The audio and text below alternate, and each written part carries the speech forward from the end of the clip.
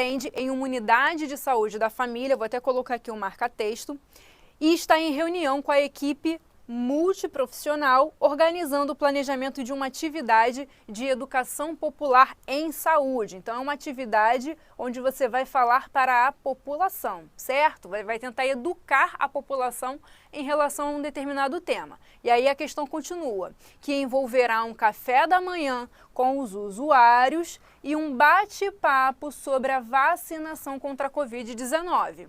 Conforme as habilidades de comunicação, ou seja, abordagem centrada na pessoa, bem como os atributos derivados da atenção primária à saúde, aí ele pontua aqui, principalmente orientação familiar e comunitária e competência cultural, qual é a melhor opção de atividade a ser desenvolvida pela equipe para enfrentar a eventual resistência a vacinação contra a Covid-19. E aí ele deu aqui pra gente 4 opções. Mas antes de nós acharmos o gabarito, deixa eu falar uma coisa para vocês.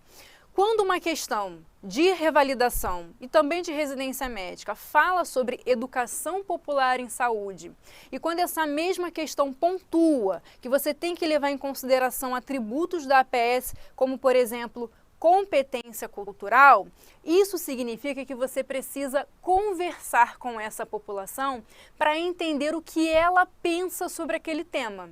Você vai levar em conta a cultura, hábitos e crenças daquela população em relação a um determinado assunto. E aí o objetivo aqui foi justamente conversar sobre a vacina de Covid-19 para, enfrentar uma eventual resistência à imunização. Se você quer convencer uma pessoa de que ela precisa se imunizar, não adianta só você falar quais são os benefícios da vacina. Você precisa entender qual é o medo dela em se vacinar. Então você tem que abordar também a parte negativa da história. A pessoa vai te falar, olha, eu acho que estão fazendo a gente de cobaia, essa vacina é muito nova, eu tenho medo. Ela vai te falar o que ela pensa e a partir disso você vai ter subsídios para contra-argumentar. Ninguém consegue contra-argumentar e convencer outra pessoa do contrário se não entender o que ela está pensando. Então você tem que levar em conta os pensamentos, os hábitos, as crenças, a competência cultural. Esse é o primeiro ponto. O segundo ponto é o seguinte, quando a gente fala em educação popular em saúde, dificilmente a gente aborda a população hoje em dia com metodologias passivas, ou seja, dificilmente você vai colocar todo mundo sentadinho em uma sala, vai ficar de pé lá na frente e vai fazer uma palestra. As pessoas vão viajar na maionese, porque não são profissionais de saúde, você vai falar termos ali que eles não vão entender, talvez você mostre alguns dados científicos que eles não vão entender, aí eles vão viajar, vão ficar pensando no café que vai ter depois, no lanche, vai mexer no celular. Dificilmente hoje em dia a gente utiliza uma metodologia passiva. Pode utilizar? Pode utilizar. Não tem nada dizendo que você não possa fazer uma palestra como uma metodologia de educação popular em saúde, mas é mais difícil. Hoje em dia a gente prioriza as metodologias ativas, como rodas de conversa, como problematizações. A gente senta todo mundo em roda e começa a conversar. Todo mundo vai participando de forma dinâmica, tá? Então, como a questão falou de educação popular em saúde, pediu para você levar em conta também a competência cultural, dificilmente o gabarito vai ser palestra, ok? Certo? Agora vamos ler as alternativas que agora vai ficar muito mais fácil da gente encontrar o gabarito. Vamos lá. A alternativa A, olha só, já começa falando em palestra. Palestra, deixa eu botar aqui o marca-texto de novo, palestra para explicar os benefícios da vacinação com o objetivo de convencer os mais resistentes por meio de argumentos baseados em evidências científicas, além de apresentar dados estatísticos que demonstrem a redução da mortalidade na população vacinada. Esse aqui já está fora por aquilo que a gente já conversou, Palestra não é a melhor metodologia para isso, para a educação popular em saúde. Até mesmo você vai ficar falando lá os benefícios da vacinação e eles vão viajar ali.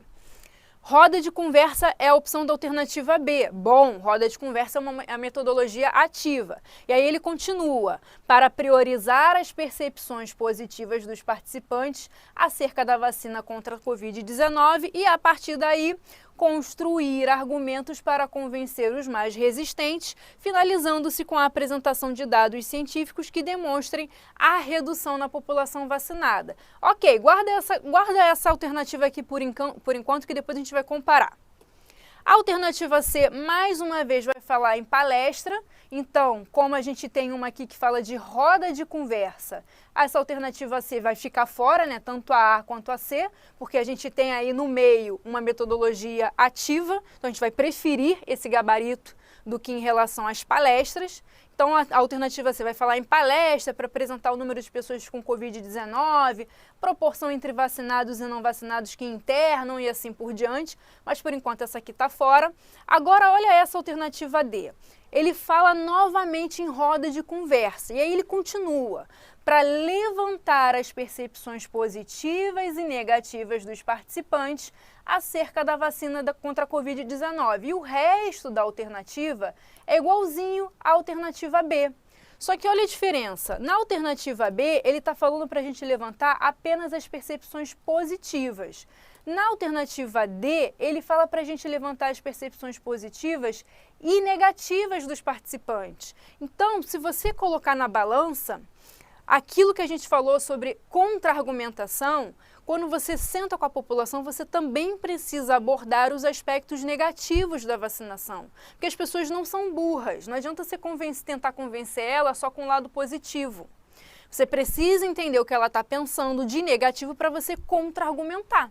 Então, comparando, a alternativa D, ela é melhor do que a alternativa B, certo? Justamente porque você vai contemplar tudo. E era justamente esse o gabarito, né? O INEP trouxe aí como gabarito a alternativa D, justamente porque a roda de conversa é uma metodologia ativa e você consegue abordar os prós e os contras e, em cima dos contras que a população pensa, contra-argumentar e mudar a visão daquela pessoa sobre a imunização, certo? Então, gabarito, a alternativa D. O que fica de lição, então, dessa questão aqui? Falou em educação popular, primeira coisa que vocês têm que se ligar é que dificilmente o gabarito vai ser palestra.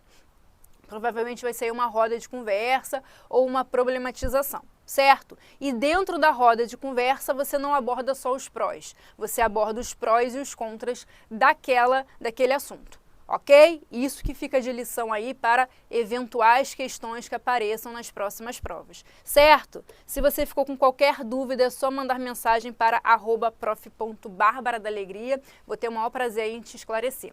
Vejo você na próxima questão do Revalida INEP, até já!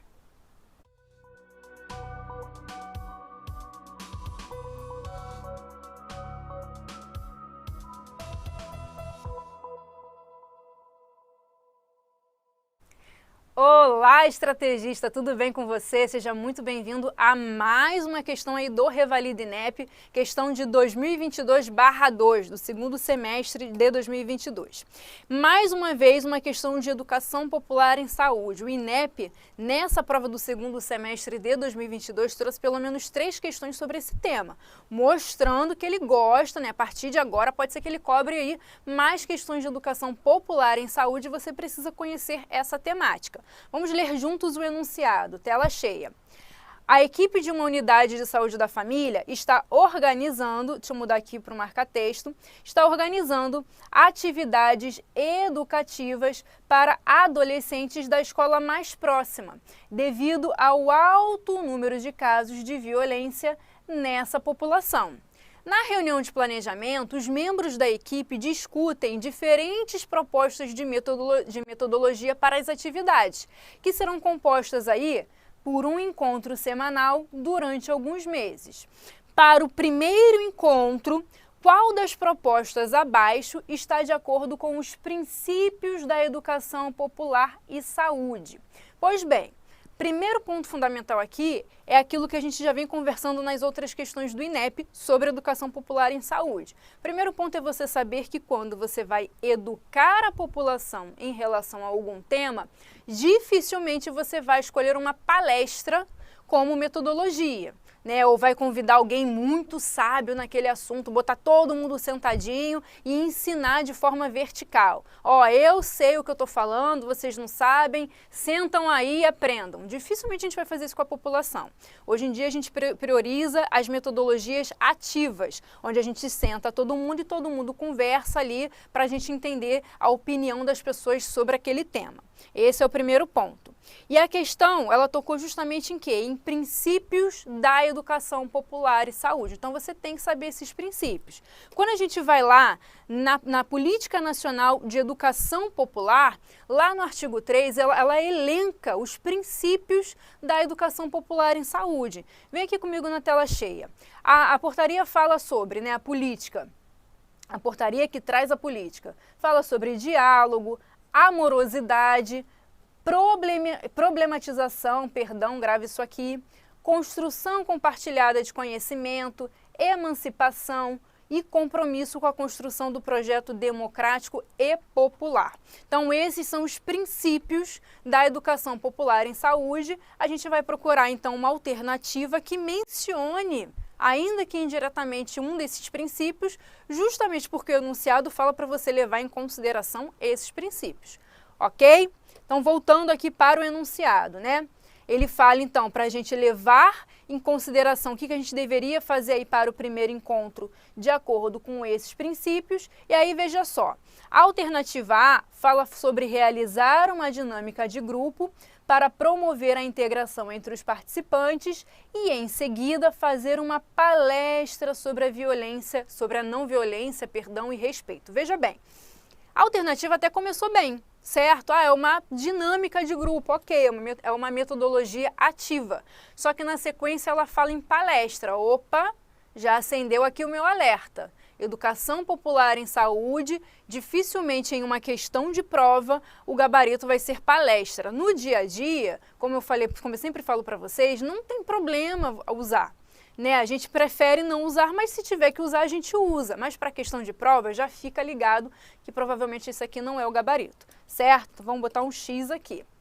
A alternativa B vai falar sobre utilizar métodos de áudio e vídeo, como um filme ou música, e adaptar as falas dos coordenadores do grupo ao entendimento popular dos adolescentes.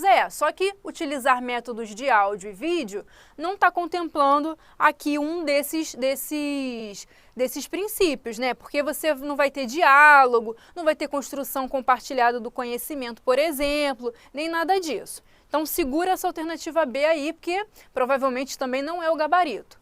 A alternativa C vai falar sobre convidar uma pessoa com reconhecida experiência na temática da violência para conduzir atividade educativa e responder perguntas dos participantes. Isso aqui, pessoal, nada mais é do que uma palestra. Você está convidando alguém de notório saber, com reconhecida experiência, para conduzir atividade educativa. Então, também está fora. E olha a alternativa D. A alternativa D vai falar sobre problematizar com os participantes a temática da violência, fazendo-se perguntas com a finalidade de compreender os seus valores e pontos de vista. Então, se você comparar as alternativas A, B, C e D, qual é aquela que está melhor se adequando a isso aqui, aos princípios da educação popular em saúde, que foi justamente o que ele pediu no enunciado? A alternativa D, certo? Questão do INEP é assim. Tem alternativas que na vida real você faria, só que você vai comparar uma alternativa com a outra e ver qual é aquela que melhor se adequa ao enunciado. Então aqui, gabarito, alternativa D, ok? Se você ficou com qualquer dúvida, pode deixar aí no fórum de dúvidas ou mandar, né, mensagem para @prof.barbaradaalegria que a gente esclarece aí as suas dúvidas, certo? Vejo você na próxima questão do INEP. Até já!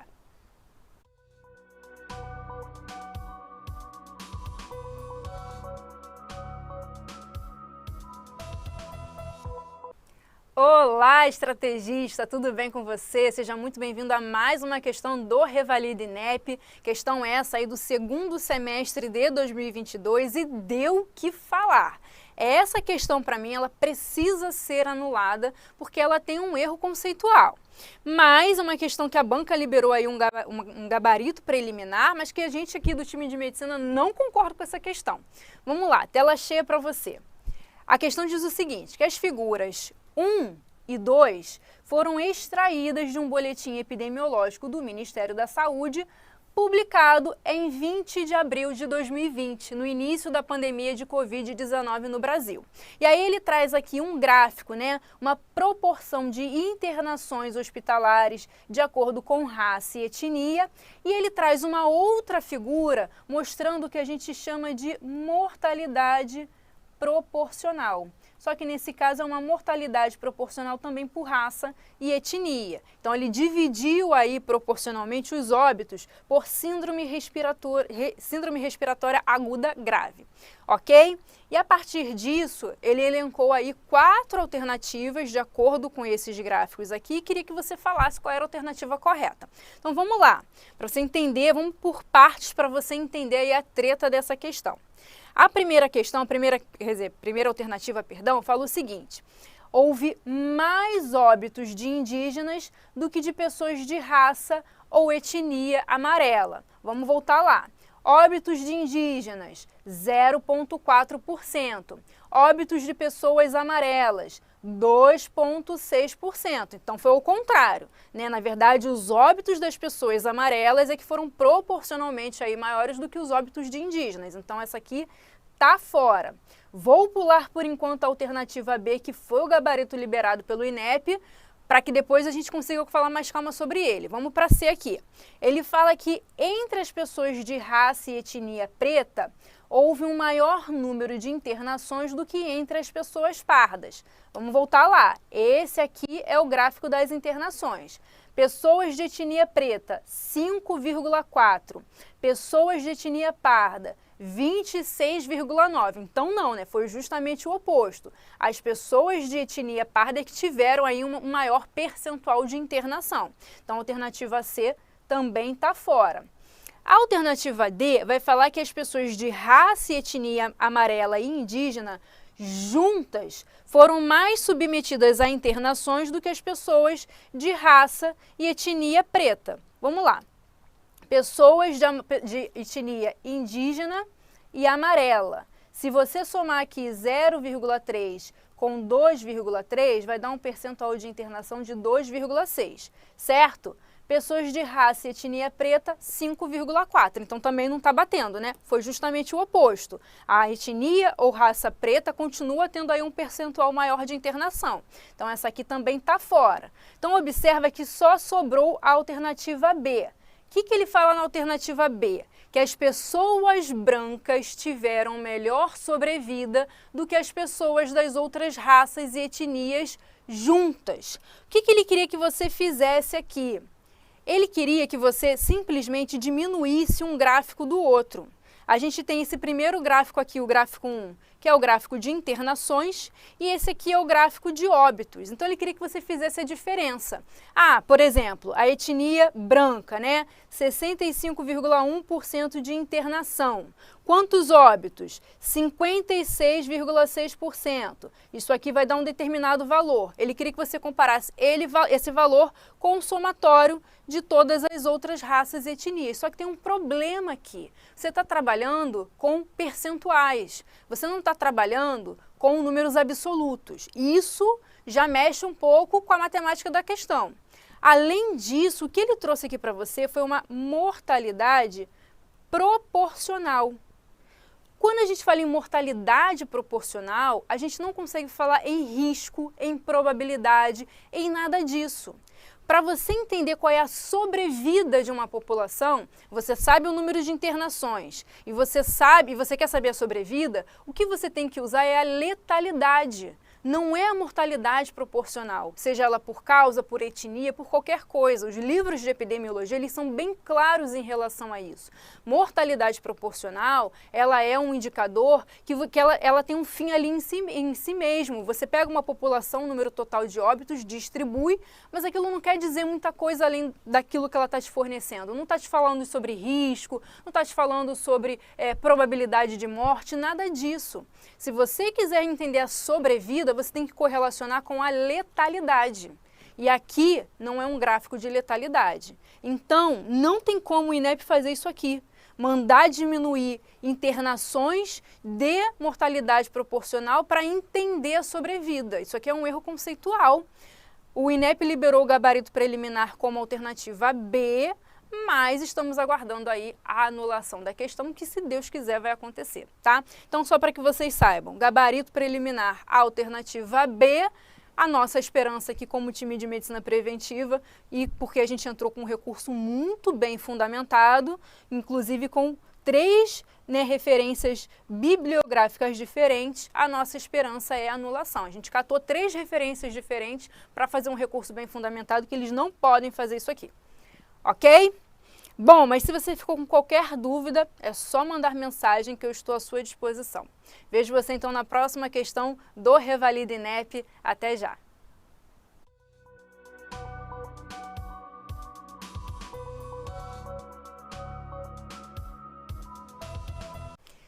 O chat aqui está movimentado. Boa tarde, Abel, Leonardo, Laila, nossa querida moderadora também. Já tinha falado com ela antes. Tiago falou que questão cabulosa é essa dos gráficos. Eu acertei a questão, porém entrei com recurso solicitando a anulação da mesma. Pois é, porque eles queriam que vocês fizessem isso, que vocês diminuíssem um gráfico do outro para achar sobrevida. Só que aquele gráfico é de mortalidade proporcional. Mortalidade proporcional, a gente utiliza esse indicador só para entender a distribuição dos óbitos, mas você não consegue correlacionar essa medida com outras, justamente porque ela não te fala sobre risco, sobre probabilidade. E aí os livros falam o seguinte, que quando você quer calcular sobrevida, você tem que relacionar com a letalidade. Então, por exemplo, você tem um número de internações, aí você tem então um número de casos confirmados, você tem a letalidade, aí sim a diferença é a sobrevida. Mas a mortalidade proporcional é uma outra medida, com outros percentuais, é algo completamente diferente. Aí você não consegue correlacionar com as internações para gerar sobrevida. Mas eles fizeram isso e vamos ver o que eles vão fazer, né? A gente está aí com esperança, né? A gente catou aí várias referências, mas o INEP é o INEP, né? Tudo pode acontecer, infelizmente. Mas a gente está aguardando aí com fé em Deus que eles vão anular. Quem sabe, né, Tiago? Tomara Deus, que aí todo mundo ganha o ponto também, né? Bom, vamos continuar. Próxima questãozinha aí do Revalida INEP, 30 segundos, eu já volto.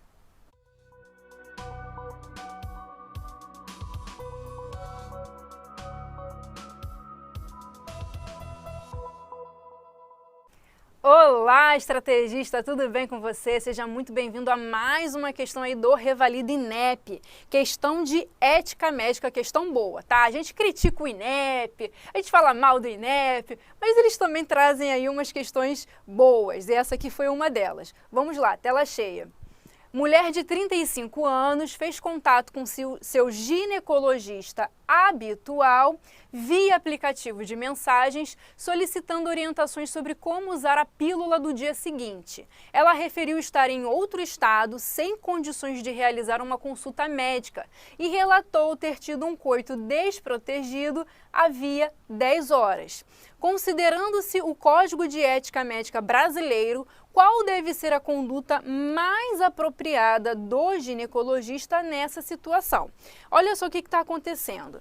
Uma paciente, ela foi viajar, ela está em outro estado, acabou que ela teve aí um coito desprotegido e ela não tem condições de fazer uma teleconsulta, né? A própria questão aqui fala que ela não tem condições de realizar uma consulta médica. E aí a gente supõe que nem mesmo a teleconsulta ela vai conseguir realizar ali.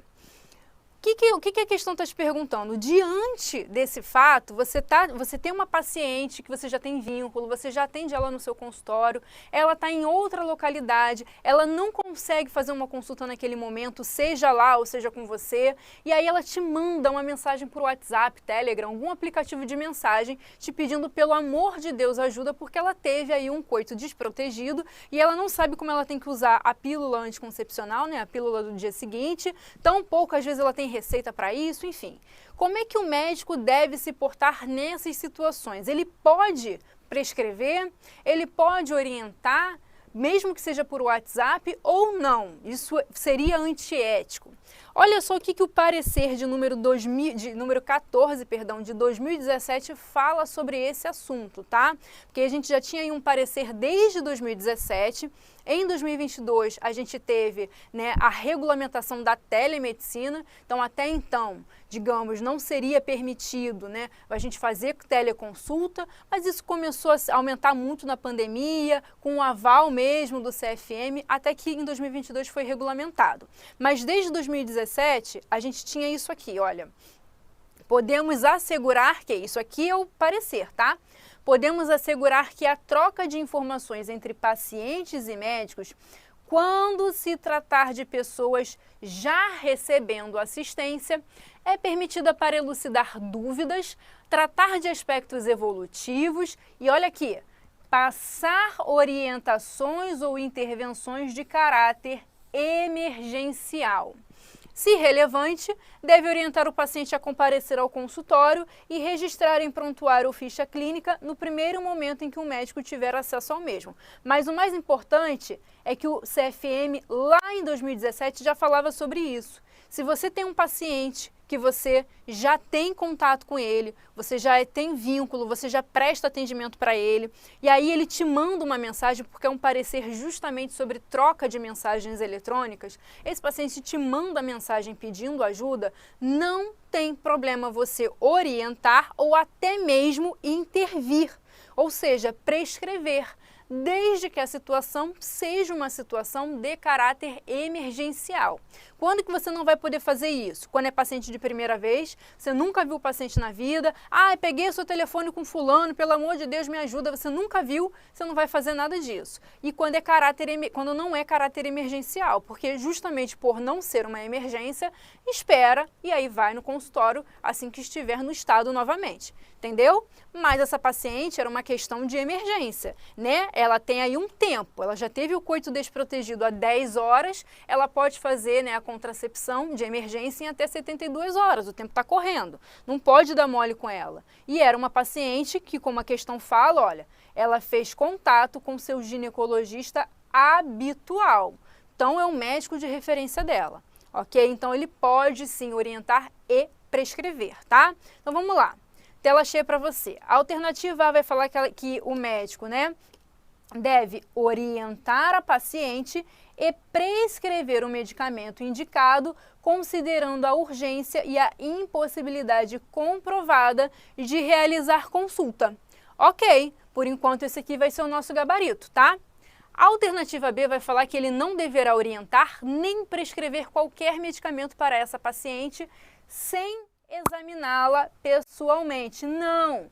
Hoje em dia, como eu falei para vocês, a gente tem a telemedicina. A gente pode prescrever sem examinar o paciente pessoalmente, né? Então não existe mais isso de precisa da presença física do paciente para prescrever. É claro que o médico vai avaliar isso, o risco, né? Não, esse caso aqui eu só posso prescrever pessoalmente. É claro, ele tem autonomia para isso. A gente sabe que tem algumas situações que a gente não vai poder prescrever porque a gente vai precisar examinar mesmo. Mas nesse caso aqui, que ele já conhece ela, não precisa estar presencialmente ali. Se ela pudesse até fazer uma teleconsulta, ok. Mas aqui a gente subentende que ela não estava podendo fazer consulta nenhuma. Então essa alternativa B, por enquanto, está fora, tá? A alternativa C fala que ele poderá orientar a paciente via aplicativo de mensagens, ainda que não possa prescrever um medicamento indicado sem examiná-la pessoalmente. E aqui ele está cometendo o mesmo erro que na alternativa B. de falar que essa paciente só poderia ter a medicação prescrita via exame físico presencial, no sentido de, vamos ver se você teve o coito desprotegido mesmo? Não tem necessidade disso. Ele pode prescrever mesmo sem examiná-la pessoalmente, porque já é paciente dele, ok? Então também está fora. E a alternativa D fala que ele só poderá orientar a paciente mediante uma teleconsulta, ainda que não possa prescrever o medicamento indicado sem examiná-la pessoalmente. Mais uma vez, esse sem examiná-la pessoalmente está incorrendo no mesmo erro que as demais. E ele pode orientar sem ser por teleconsulta, porque o que o parecer fala? Que você pode ter intervenção de caráter emergencial quando o paciente te procurar via aplicativo. Às vezes é uma emergência, precisa orientar ali na hora, não vai dar nem tempo de entrar no computador mais tarde para fazer uma teleconsulta, você orienta naquela hora, ok? Então a alternativa D também está fora. Gabarito aqui, alternativa A.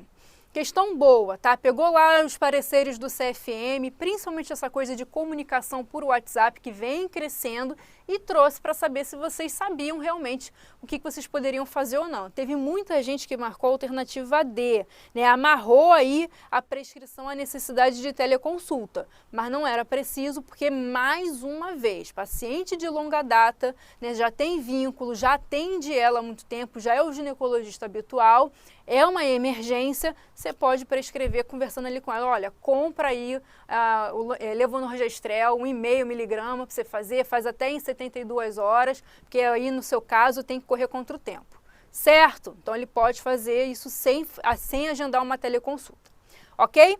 Gabarito, alternativa A. Se você permaneceu com qualquer dúvida, pode mandar mensagem, inclusive aí pelo fórum de dúvidas, eu vou ter o maior prazer em esclarecer, certo? Vejo você então na próxima questão do Revalida INEP. Até já!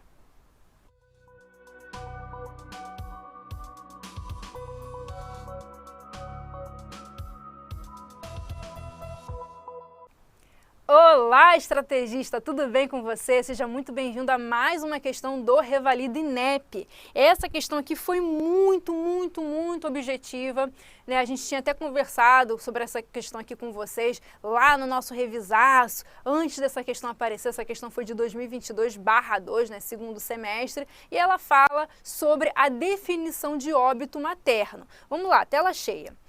Puérpera de 40 anos de idade, no primeiro dia após a cesariana, apresentou insuficiência respiratória aguda grave com queda na saturação secundária à Covid-19. Ela foi entubada na unidade de terapia intensiva por Covid-19 e evoluiu para óbito 72 horas após a intubação. Como se classifica essa morte materna? Primeiro ponto fundamental aqui é você entender o que é um óbito materno. Um óbito materno é um óbito que acontece em uma mulher durante o ciclo gravídico puerperal. Ou seja, digamos que aqui aconteceu a concepção da criança, certo? Então tem o início do ciclo gravídico puerperal, lá na concepção. E aí a gente tem aqui a nossa linha do tempo, acontece o parto e aqui a gente tem o prazo de 42 dias após o parto, ok? Tudo isso aqui é o ciclo gravídico puerperal. Então a mulher vai passar pela fase de gestante, depois lá de parturiente e depois de puérpera. Lembrando que nem toda gestação vai acabar em parto, tá? Ou às vezes o fim da gestação é um aborto. E aí você conta 42 dias após esse aborto. Então na verdade aqui é o fim da gestação, ok? Tudo isso aqui é o ciclo gravídico puerperal. Quando a mulher morre durante esse ciclo gravídico puerperal, ou seja, morre durante a gestação, ou durante o parto, ou durante o puerpério, e a causa da morte é uma complicação obstétrica, seja uma complicação obstétrica direta, ou seja, causas que só existiram porque ela estava grávida, como sepse uterina, hemorragia de terceiro trimestre, né, causas realmente relacionadas à gestação ou ao ciclo gravídico puerperal e que não existiriam se ela não estivesse grávida. Isso é uma complicação obstétrica direta. Ou se ela morrer por complicações obstétricas indiretas, ou seja, ela morreu de causas que poderiam acontecer sem que ela estivesse grávida, mas a gestação piorou, a gente diz que aquele óbito é um óbito materno, ok? Agora, se ela não morre de complicações obstétricas, se ela morre porque ela foi atropelada, porque teve uma violência, foi assassinada e assim por diante, então isso não é uma morte obstétrica, isso não é um óbito materno, isso é uma morte não obstétrica, certo? Aqui nesse caso, ela morreu de quê? Ela morreu de Covid-19. O que a gente sabe sobre a Covid-19? A gente sabe que a mulher que está no ciclo gravídico puerperal, ela pode ter uma evolução desfavorável, ela tem um maior risco de evolução desfavorável, assim como quando ela tem H1N1. Então, ela pode ter uma complicação justamente por conta do seu estado fisiológico naquele momento, que é justamente o de estar gestante ou de estar puérpera, enfim, está naquele ciclo gravídico puerperal. Então, isso é uma morte materna, isso é um óbito materno indireto, porque ela poderia morrer de Covid-19 mesmo que não estivesse grávida, mas a gravidez piorou aquela condição. Ok? Então, isso é um óbito materno ou uma morte materna indireta. Gabarito aqui, alternativa B. Só seria direta, né, se fosse aí uma sepse uterina, né, se fosse aí uma hemorragia da gestação, ou seja, causas ligadas realmente à gestação e que só acontecem quando a mulher está grávida. Seria suspeita se fosse uma morte violenta. E a não obstétrica, de forma geral, é tudo aquilo que não é obstétrico, ou seja, violências, incidentes, acidentes e assim por diante. Certo? Então, gabarito aqui, alternativa B. Se você ficou com qualquer dúvida, é só mandar mensagem que eu estou à sua disposição. Vejo você então na próxima questão do Revalida INEP. Até já!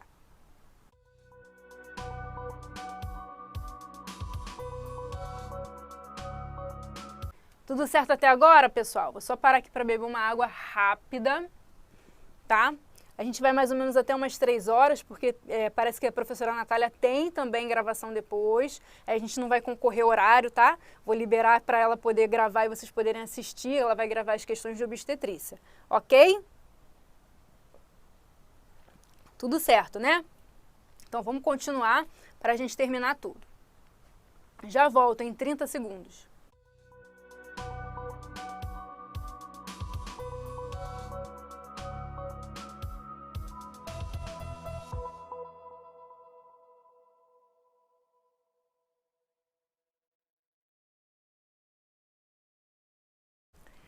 Olá, estrategista, tudo bem com você? Seja muito bem-vindo a mais uma questão do Revalida INEP. Questão de ética médica, o Revalida INEP gosta muito das questões de ética e nessa prova de 2022 do segundo semestre a gente reparou que ele trouxe aí pelo menos 3 questões de ética médica, assim como trouxe pelo menos 3 questões de educação popular em saúde. Então foram temas que a gente percebeu que o INEP largou a mão, pode ser que apareçam aí nas suas próximas provas, nas suas próximas edições, certo? O que essa questão aqui fala? Tela cheia para você. Equipe multiprofissional de uma unidade de saúde da família deseja criar um grupo de mensagens eletrônicas para a discussão de casos clínicos que envolvam diagnósticos e tratamentos dos pacientes atendidos nessa unidade de saúde, mas sem revelar os dados pessoais deles. Com base no Código de Ética Médica, assinale aí a opção correta. Veja bem.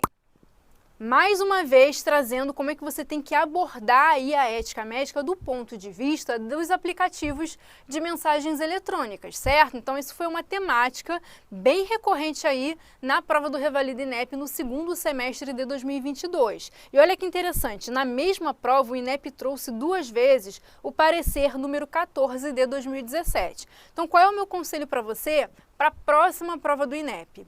Você tem que dar uma olhada, né, nos pareceres de forma geral do CFM. Lá na página do CFM tem uma lista de todos os pareceres que eles publicaram nos últimos anos. Vocês vão ver que tem muita coisa que o INEP não cobraria, como por exemplo, parecer sobre o uso de alguma coisa em um determinado grupo. Mas tem muito parecer de ética médica. Esses eu aconselho que vocês olhem. Parecer sobre como denunciar assédio moral entre médicos, parecer sobre o uso de mensagens eletrônicas, tudo isso pode aparecer no INEP. Então, dá uma lida lá. É claro que a gente está sempre trazendo as novidades para vocês, mas só para que vocês estejam preparados, porque pode ser que o INEP cobre novamente, já que ele cobrou 2 vezes o mesmo parecer na mesma prova, ok? Olha o que esse parecer fala em relação à troca de mensagens eletrônicas entre médicos, onde você transmite informações sobre um determinado paciente. Porque qual é o problema ético aqui? É o problema do sigilo médico. Então, será que é ético a gente mesmo conversar com outro médico sobre um determinado paciente ou não? Será que isso é quebra de sigilo? É isso que esse parecer fala. Tela cheia para você.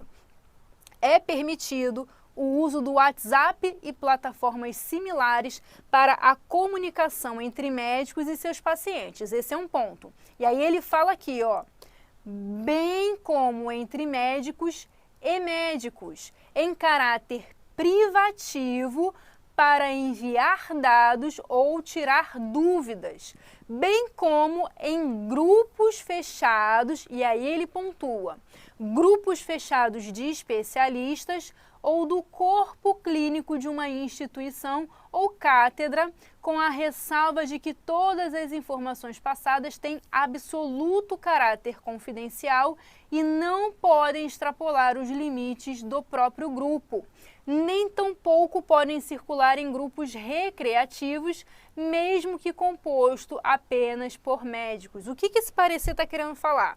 Que ok, você pode participar de grupos de discussão de casos, mas esses grupos, primeiro, eles têm que ser formados apenas por médicos. Ele fala aqui que é o grupo de uma unidade da saúde da família, então pressupõe que não tem só médico ali. Tem enfermeiro, tem psicólogo, tem agente comunitário de saúde, então já não pode. Certo? Já não pode porque não é um grupo só de médicos. E ainda que você esteja em um grupo só de médicos, você precisa preservar o sigilo desses pacientes em relação à identificação.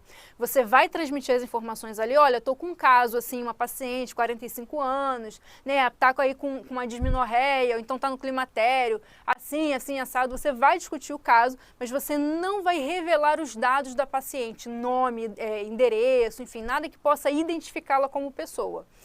E num grupo só de médicos, certo? E esse grupo, ele não pode ser recreativo, é um grupo só para isso. Você não vai mandar piadinha no grupo, não vai ser um grupo recreativo, é um grupo só para discussão de casos clínicos e os casos têm que ficar ali. Não podem extrapolar os limites daquele grupo, certo? Não pode pegar daquele caso ali e olha fulano, caso que interessante que estão discutindo lá no grupo que eu faço parte, isso também não pode fazer. Ok? Certo? E aí olha o que falam aqui as alternativas, tela cheia. Alternativa A criação de grupos de mensagens eletrônicas, mesmo que inclua apenas médicos, não é ética pelo risco de quebra do sigilo. Não! Aqui foi uma grande pegadinha. É ética. O tanto que tem um parecer sobre isso falando que tudo bem. Ele só coloca algumas regras. Então, você dizer que criar um grupo de mensagens eletrônicas, ainda que seja composto só por médicos, não é ético, não é bem assim. É ético, sim. Só que tem as regrinhas para você seguir. Não pode revelar a idade do paciente, não pode encaminhar mensagens desse grupo para outro e assim por diante. Ok? Então, a alternativa A, ela está fora porque ela disse que não é ético, mas é ético desde que se cumpram as regras solicitadas ali pelo CFM. Certo? A alternativa B vai falar que os casos clínicos poderão fazer referência à situação clínica que permita identificação do paciente desde que autorizado por ele. De jeito nenhum. A gente não vai identificar o paciente, mesmo que ele fale, tudo bem, doutor, pode mandar lá, porque quanto mais médicos discutindo o meu caso, melhor. Não, você vai mandar, mas vai preservar a identificação desse paciente, certo? Então, a alternativa B também está fora. A alternativa C vai falar que a responsabilidade ética do sigilo dessas informações é do administrador do grupo, que deverá ser o responsável técnico da unidade. Não. A responsabilidade dessa transmissão e do sigilo é do próprio médico que está transmitindo essas informações ali, assim como de todos do grupo. O médico que está transmitindo as informações não pode identificar o paciente. E quem está ali recebendo aquelas informações não pode pegar e encaminhar para outros grupos. Olha que imagem interessante essa aqui que mandaram no outro grupo. Vê aí, fulano. Não pode fazer isso. ok? Que aí sim vai ser a quebra da ética, tá? E aí só restou a alternativa D, né? O grupo só poderá incluir profissionais médicos, com a ressalva de que as informações passadas têm caráter confidencial e não podem extrapolar os limites do grupo, e é esse o nosso gabarito. Gabarito, alternativa D, ok? Certo? Se você ficou com qualquer dúvida, é só mandar mensagem que eu estou à sua disposição, mas não deixe de estudar aí os pareceres do CFM, esses relacionados à ética médica, tá? Tem uma porção na página deles, mas aí vai catando os que são relacionados à ética médica nos últimos 5 anos, que aí não são muitos, tá? Deve ter aí uns, sei lá, uns 10 pareceres no máximo, ok? Certo? Então vejo você aí na próxima questão do Revalida INEP. Até já!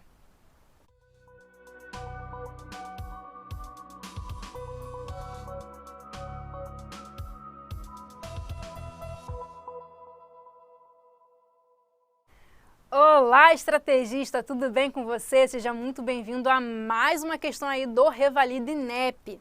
Essa aí é uma questão sobre educação popular em saúde. Essa prova de 2022 do segundo semestre do INEP, né, foi uma prova que abordou aí pelo menos 3 questões sobre essa temática, demonstrando que o INEP abriu os olhos para a educação popular. O que você precisa saber no caso dessa questão aqui? Vou ler junto com você o enunciado e a gente vai discutir os principais pontos. Tela cheia. A questão fala que uma equipe de saúde de um distrito sanitário especial indígena realizou uma análise situacional de saúde da população adstrita e identificou um problema de alcoolismo na população masculina. A equipe planeja, junto com os líderes locais, uma intervenção comunitária para enfrentar esse problema de saúde, respeitando o contexto intercultural local.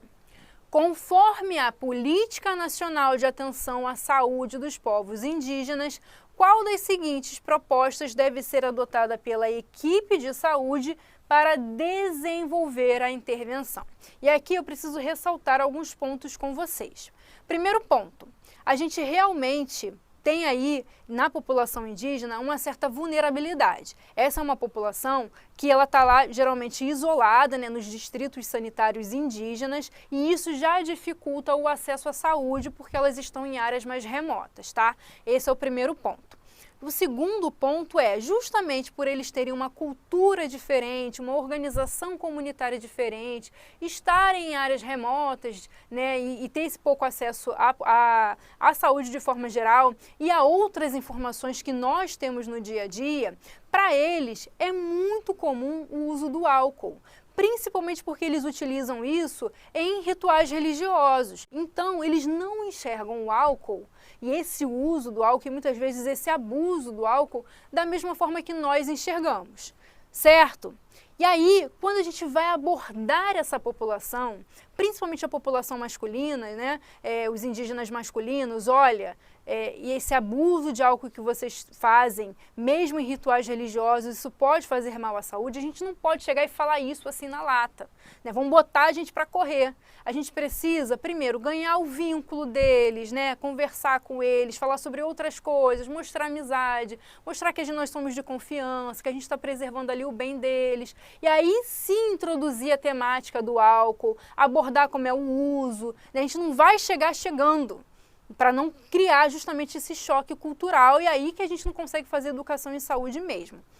E mais um ponto, o que a literatura médica mostra é que quando você vai abordar o álcool com a população indígena, o melhor a ser feito é, primeiro você marca um encontro, você senta com eles, bate um papo, faz uma roda de conversa, né? Aquela coisa que a gente sempre fala sobre usar metodologia ativa para entender melhor ali o contexto do álcool, o contexto sociocultural, e a partir daquele encontro a gente combina outros, e aí a gente traz eles para essa participação. A gente fala assim, olha só, legal, nosso encontro foi muito bom, o que vocês querem fazer da próxima vez? Que eu vou voltar aqui daqui a 15 dias, o que a gente pode fazer? A gente vai fazer uma nova roda de conversa? Ou vocês acham que eu posso trazer alguém aqui para falar sobre isso para vocês? Aí você pode falar de uma palestra, aí você pode propor outras coisas, desde que eles acatem e eles falem, não, a gente quer fazer isso, mas você vai trazer eles para essa participação, ok?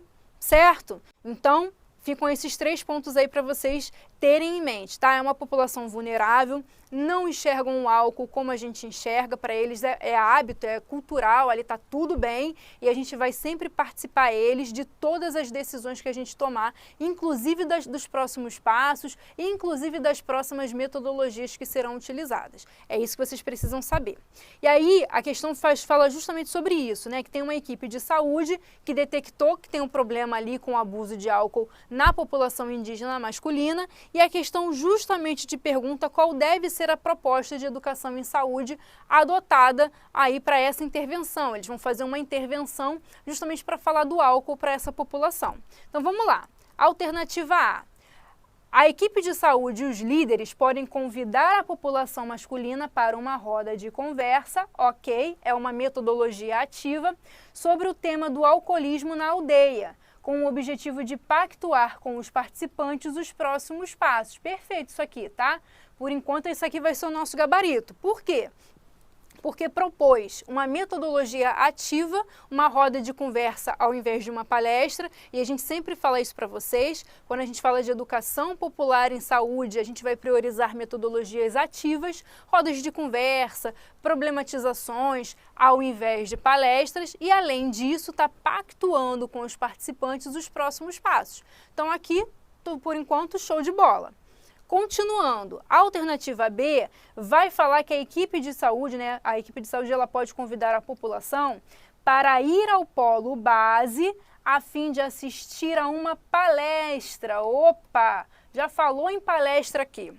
E para piorar, ainda fala que tem que avaliar a possibilidade de prescrever midazolam para pessoas com dificuldade de cessar o uso da bebida alcoólica. Você imagina?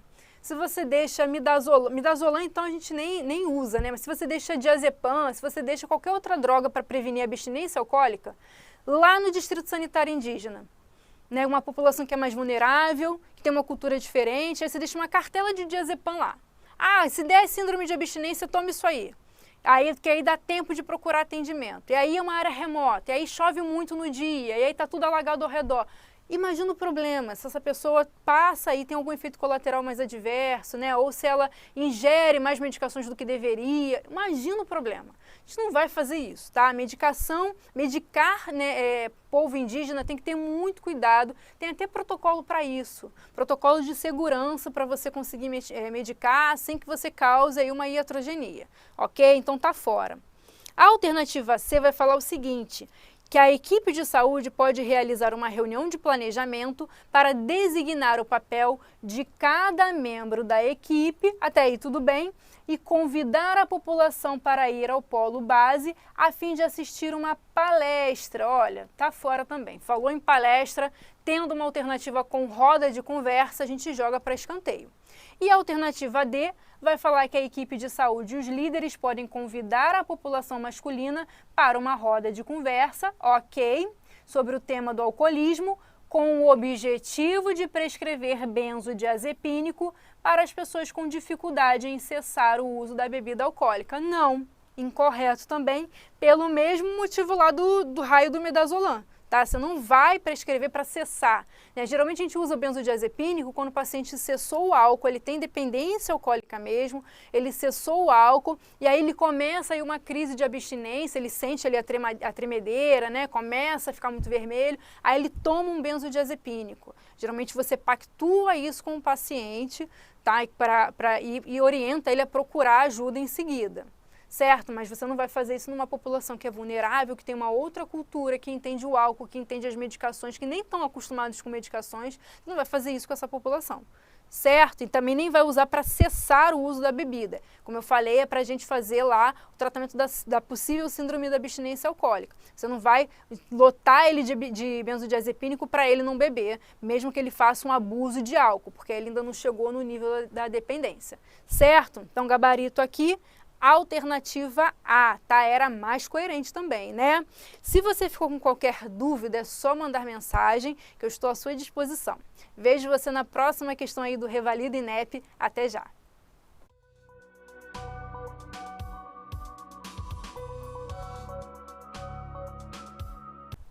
Boa tarde, Raíza, tá sempre aqui com a gente. Oscar, seja bem-vindo. Parei para beber mais uma água. Acho que faltam umas 2 ou 3 questões, pessoal. Vai dar tempo aí para vocês assistirem a professora Natália, tá? Qualquer dúvida, só deixar aí no chat que depois a gente bate um papo rápido aí e eu esclareço as dúvidas de vocês, certo? 30 segundos novamente, vou só beber uma água aqui na minha caneca especial do Estratégia Med e eu já volto.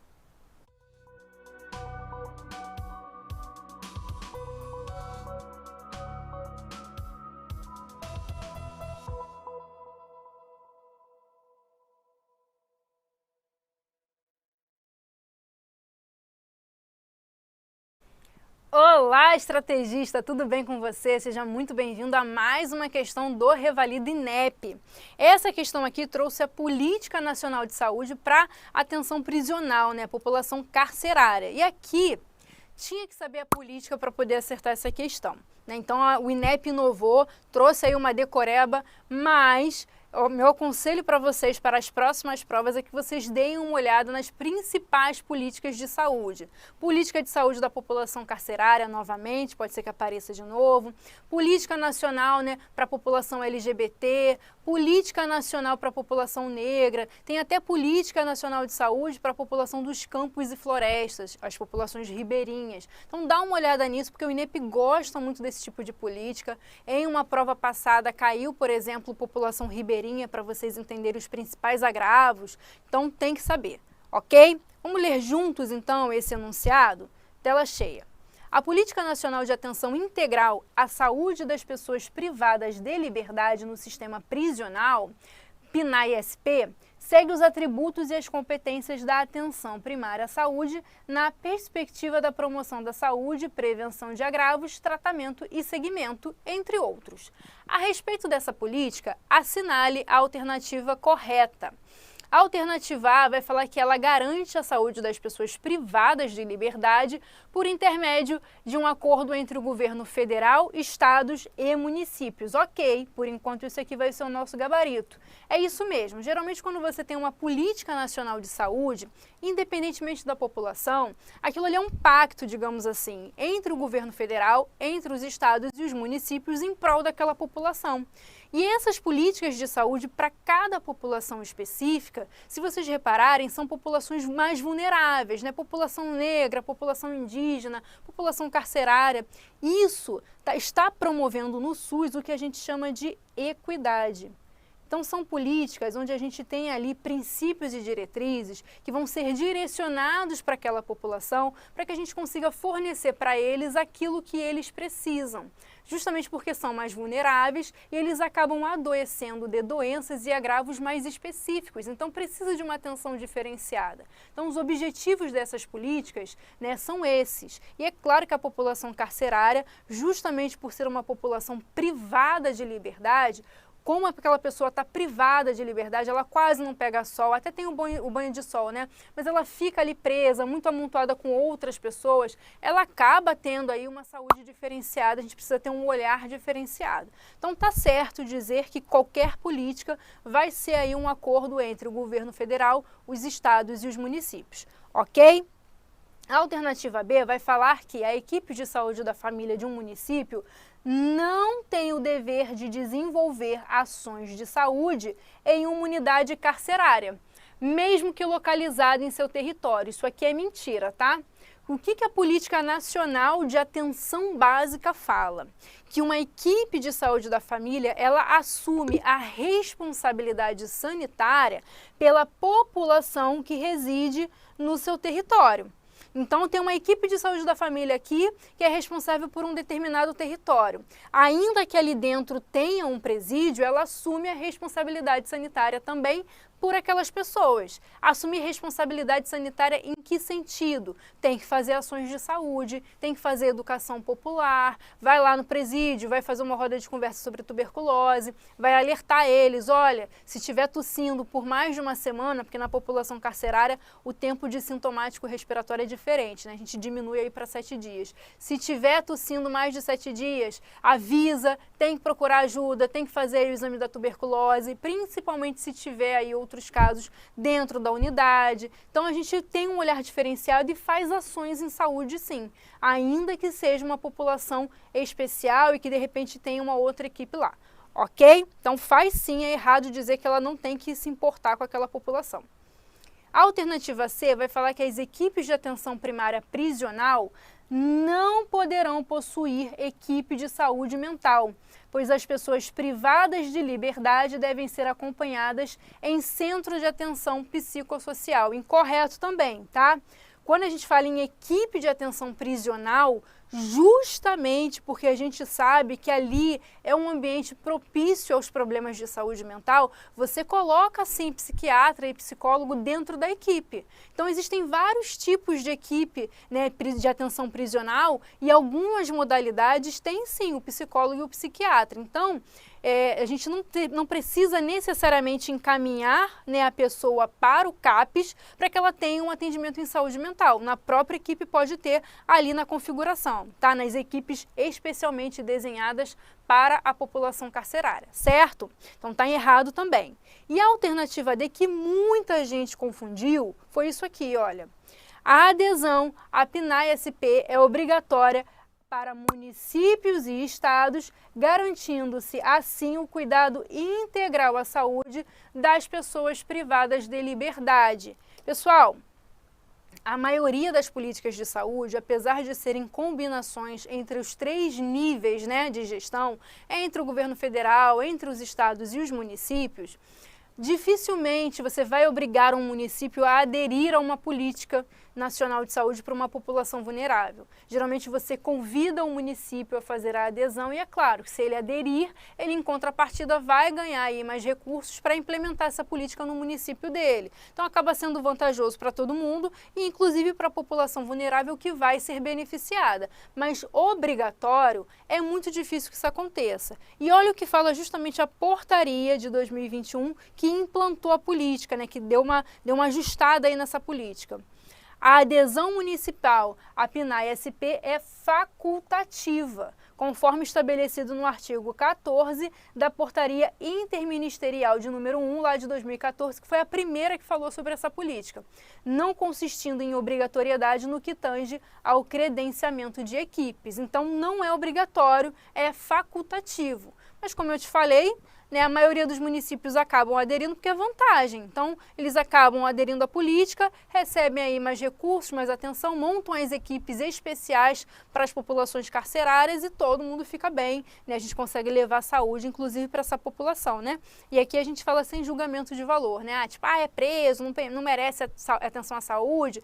Não, nós somos profissionais de saúde. A gente vai deixar a nossa opinião de lado e vai levar saúde para quem realmente precisa, porque a gente escolheu atender todo mundo, né, fazer o bem sem olhar a quem, certo? Então, gabarito aqui vai ser realmente a alternativa A, ok? Se você ficou com qualquer dúvida, é só mandar mensagem